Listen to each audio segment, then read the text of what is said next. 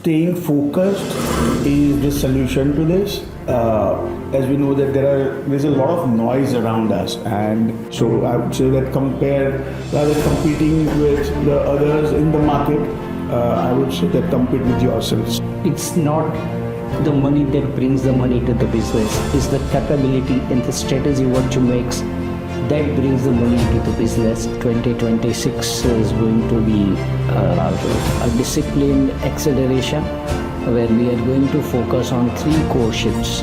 Most of the KPIs in this year will be around the output or achievement driven model. 2026 will belong to organizations that lead with clarity and act with conviction. 2026 isn't another planning year. It's a year of hard choices. AI, automation, and data are no longer optional, but most organizations are unclear on where to place their bets, how to measure the value, and how to scale without any risk. I am Sanjana, and I'm joined by our CEO, CFO, and COO. And we are going to approach 2026 differently, not just with ambition, but with clarity, discipline, and execution, all centered around one outcome: real, measurable client growth. Let's start at a point where every major transformation begins: leadership choices. Not what's possible, but what's prioritized. Every leadership team talks about AI, automation, and data. But 2026 is forcing organizations to prioritize and not experiment. From a CEO's perspective, what strategic choices are we intentionally making in 2026? And how are those choices directly going to help clients move from the adoption phase to a measurable business impact? So thank you, Sanjana, for bringing us here, and it's a pleasure to talk about the strategic vision in 2026 for ZealousWeb, and not just for ZealousWeb, but for its partners and the employees that as a part of the team. If I talk about, I think 2025 was the year where we all adopted the AI evolution, and now AI is being a part of our daily life. We are trying to make sure that we tactfully use the data that is available to us, and it's not just the information, but it becomes knowledge for us. So we will be focusing on data, be it a marketing data or maybe any operational data that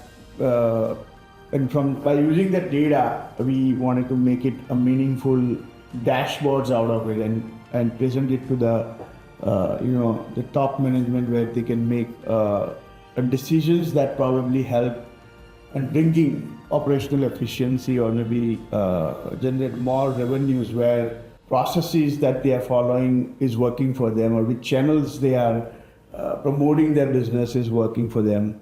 So first and foremost, we wanted to focus on the data side of it, and then obviously automation comes with the system and processes that is in place. So we would be focusing on defining the processes within different departments for our clients, as well as for our own agency that we run for 25 years now.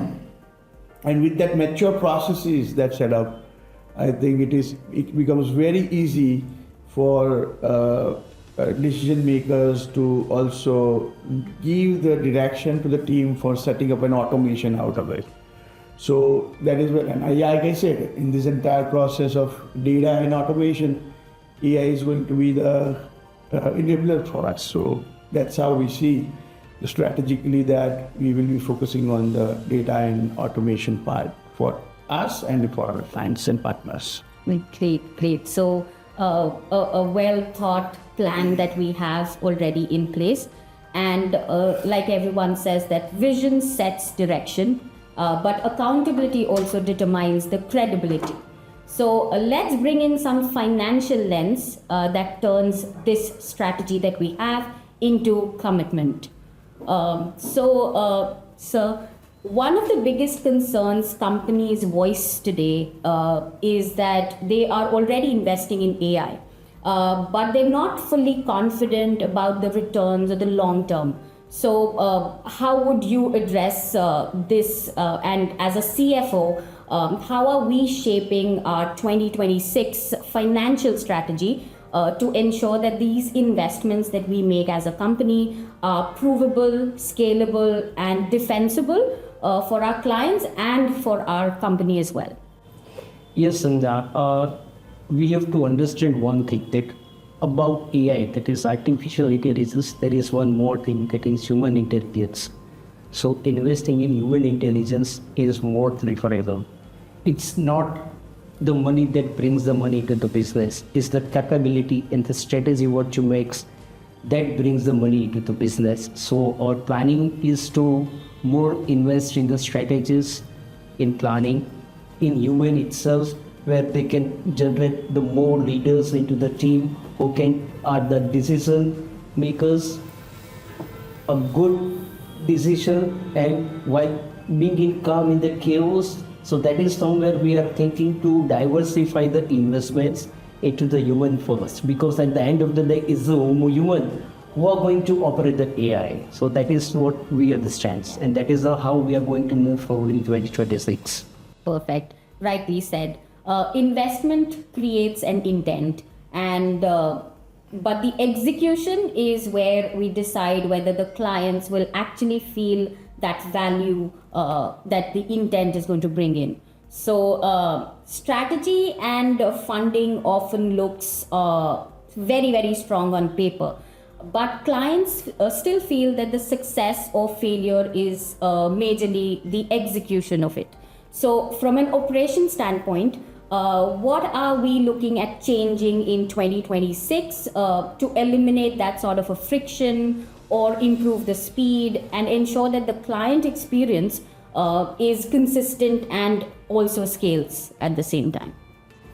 So thank you, Sanna, for having us. From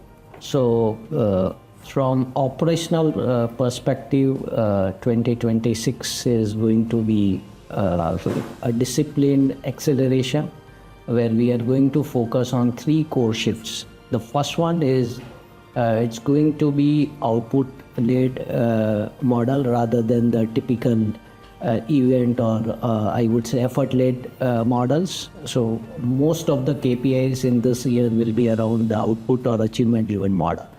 The second is AI-augmented, as he rightly mentioned.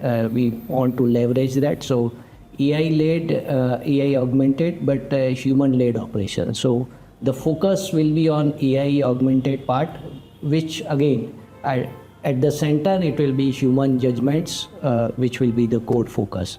And the third, modular and scalable things for the agility as well as, the from the scalability perspective. So I think with this, I think we are going to have a right balance from the operational efficiency perspective. Great. So far we've talked about strategy, investment, and the execution as well. But in a year like 2026, leadership is tested not just by performance, but by trust, confidence, and the preparedness for what's coming next. So I have a couple of questions for the 3 of you. Sir, uncertainty is now a default environment for most leaders. And in 2026, how does our leadership approach help clients feel more confident, not just inspired, but when they're making those high-stake decisions, especially when they're looking at transformations? So, yeah.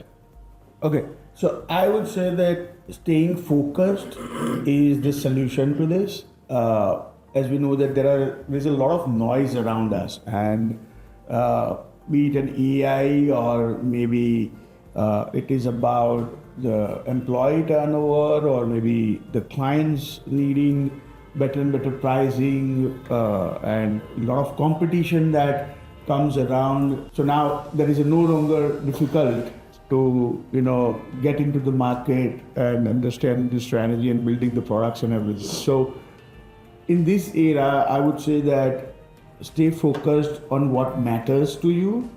That's important for our leaders, because that's where they will be balanced emotionally, and that is where they can try to give the direction to the team. So there are areas where you might be very good at. I think with this noise around something that is relevant to you, you can use those things to make you even better. So I would say that rather than competing with the others in the market, I would say that compete with yourself. So staying focused is something that I try to do myself, and would like to continue to do this in 2026 onwards as well. Great. So like our CEO said, that focus on what really is relevant for you and try and avoid noise. So moving ahead, confidence is strongest when it is backed by foresight and financial assurance. So my question to our CFO here is that as clients grow and transform, unpredictability in cost, compliance, or even outcomes for that matter, is often a biggest concern. So how are we planning to help clients balance innovation with predictability and the financial resilience in 2026? Yes, and see, the first and the foremost core strength of the Zealous is zero compliance tolerance. Since day one till today, in 22 years, there is hardly any law or any act that we have not acted upon it. We have tied up with the very good professional CAs and the labor lawyers so that we can be in line with the new regulations and act and everything. Even recently, in the past November 2025, the new labor act which has come, so we are working on it right now as well, so that we can overcome all these hurdles. At the same time, keeping your staff, your employees at the same level, and keeping in mind the cost cuttings and everything. And last but not the least, again, as I said earlier, investment in the manpower. At the end of the day, it's your staff who is going to deal with your client directly. So unless and until, if your company is safe, your staff is good, you have on sales. But if you're non-compliant, it may lead to your zero back to the zero. Like in your snakes and ladders, where when you come to the 99, you go back to the zero again. So that is something very essential at the core strength of Zealous sales law, and we are going to focus, going to keep that as well in continuous in 2026. Great. So what I understand is that being compliant, being updated with the latest industry trends, constantly learning and adapting to the ever-trending changes is what ZealousWeb stands by. And that assurance only comes when we become real and when it's delivered consistently. So day after day, as we progress. And all of this together is done through operation. So another question to you, sir, is that scale introduces complexity, and complexity often erodes the reliability. And how are we ensuring that our operation matures in a way that protects quality, consistency, and client trust, even when innovations are accelerating? So we want to ensure, in fact, we will ensure in 2026 that we have this discipline standardization at the core or center, and then we have the control flexibility at the edges. Now this will ensure the right balance and from the reliable delivery perspective without constraining the innovation as well as the customizations. So it is kind of right balance, but I am sure that we'll find that right balance, and that's how we are going to ensure that 2026, the entire focus will be on it. Yeah. So I think a great note there, that finding the right balance is what's going to take 2026 to another level for us. And as we come to the close of this conversation, one thing is clear, that 2026 isn't about reacting faster. It is about leading with intention, and like everyone here said, so strategy, finance, and operation only matter if they translate into confidence for the people who trust us with their growth. I'd like to end by asking one of the leadership team one particular commitment that you're personally standing behind as we move ahead in 2026. So, sir, if a client wants to remember one thing about how we lead in 2026, that would be a value creation, because a lot of time we have found that we are putting an effort into the action, which ultimately we believe that will benefit to the client and give the ROI, but ultimately it doesn't happen. So ultimately, when the goal is ROI, I think it's what value that we are creating, what value we are bringing on the table is something that is focused for 2026. So we have a strong intention that we're leading by. And for our CFO, here we have another question from my end. What financial assurance do you want clients to feel not just here as they invest and grow with us in 2026? Yes, and I will take you back to the 1989, where it was my first lecture for the accountancy and finance, where I have been taught that in finance what you need to learn is what not to do and not what you need to do. So any wrong decision in finance or in any other matters always brings you down, or you may have to, it may take a longer time to get back to the survival again. So as I said again, our strategies will be like not taking the wrong decisions, or any decision that have been taken should have a deep study. Now we have the AI and automation, so a good data analytics study, and then put your investments in such a way so that you can, in any recessions, you can come out of it, you can utilize those funds wherever you are investing it. So again, I said, not to do is more important than what you are doing it. Once you decide what to do, there are multiple ways of doing it, but the main question is what not to do. Thank you. So well researched, well thought of, and decisions that are backed by research is what we are going to be leading with in 2026. And this belief will ultimately rest on the execution. So I have one final question for you, sir. When clients look back at their 2026 journey with us, what do you think they should say about the execution part of it for us? So in 2026, I would say you can count on us for disciplined execution, reliable delivery, and unwavering focus on your success. So they say you grow through what you go through. So with them, I think we'll grow through together. I think that's the objective is.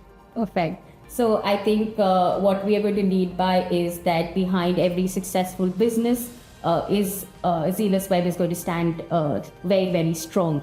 So 2026 will belong to organizations that lead with clarity and act with conviction. Our role is to be a partner and bring that discipline, ambition through strategy that is very, very intentional, investments that are accountable, and execution that delivers. That's the standard we're holding for ourselves to the commitment that we're going to be making to our clients this year. Thank you.